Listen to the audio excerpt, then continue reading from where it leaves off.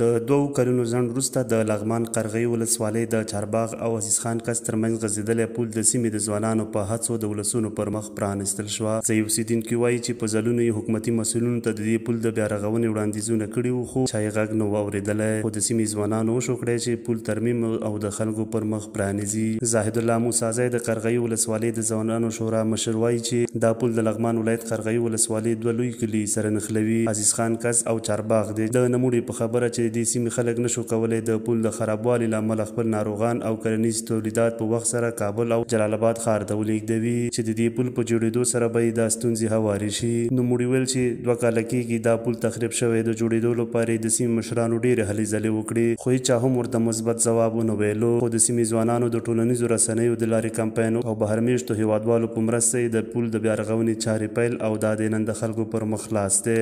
تقریبا 2 کاله کېږي چې تخریب شوی و، له کاره ولیدلی و، د خلکو رفت آمد پرې نه کېده، د دغه سیمې ولسونه خورا زیاتو ستونزو سره لاس و ګرېوان و. دغه پل د قرغۍ ولسوالۍ ځوانانو یو هوډ وکړو، تصمیم یې ونیو تر څو په ځایي اوسېدونکو همدارنګه هغه خلک چې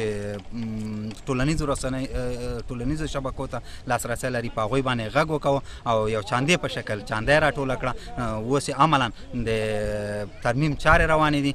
نصیر احمد ملاخیل د عزیز خان کس یو بل ځوان دی. هغه وایي چې موږ ځوانان له تېرو 2 کلو راهیسې موسساتو او دولتي ادارو ته په ځلونو عریضې وړاندې کړي، خو هېچا هم ورته توجه ونه کړ او دا لاره د ولسونو پر مخ له تېرو 2 کلو راهیسې تړلې وه. ملاخیل وایي چې ځوانانو هوډ وکړ او په خپل هوډ کې بریالي شول. دا د پولې د ولسونو د تګ راتګ لپاره چمتو او ولسونه کولی شي چې پرې تګ راتګ وکړي. هغه له ولسونو او ځوانانو نه غوښتنه وکړه چې د عامه ځایونو په رغونه کې د هېچا ته هم نه په تمه کېږي، بلکې خپله د لاس په کار شي.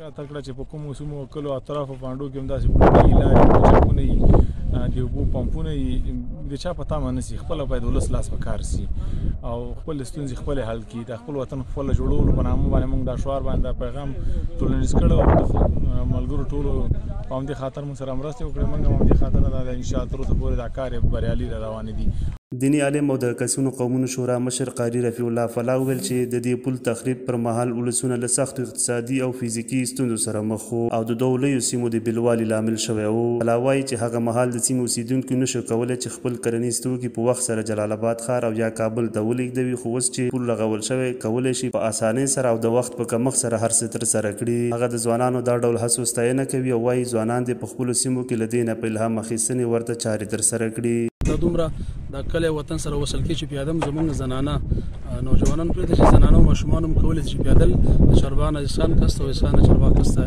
لاړ شي ورسي. زموږ نه په دې 2 لارو باندې چې د ګمبیري د لارې نه مو انتقال کوو یا مو د سرخانو د لارې نه انتقال کوو، زموږ تقریبا 1 ساعت په دې کې وخت ضایع کېده. او دغه لاره که موږ په بایسکل باندې یا حتی په پیاده لاړ شو 1.5 ساعت هم زموږ وخت ورباندې نه لګېږي. او که په موټر سره ولاړ شو نو انتهایي 10 دقیقو کې موږ کولی شو د چارباغ نه عزیز خان کس او د عزیز خان کس نه چارباغ ته په مړي ژوندي کې په عامه ضرورتونو کې ولاړ شو. قرغۍ ولسوالۍ د چارباغ سیمه د لغمان ولایت یو له هغو سیمو نه دی چې د هېواد په کچه د سبزیجاتو په کرلو او تولید کې خورا نوم لري، چې ډېرو سیمو ته یې په بېلابېلو موسمونو کې سبزیجات رسیږي. د دې پل په تخریب سره بزګرانو ته هم ګڼ زیانونه اوښتي وو.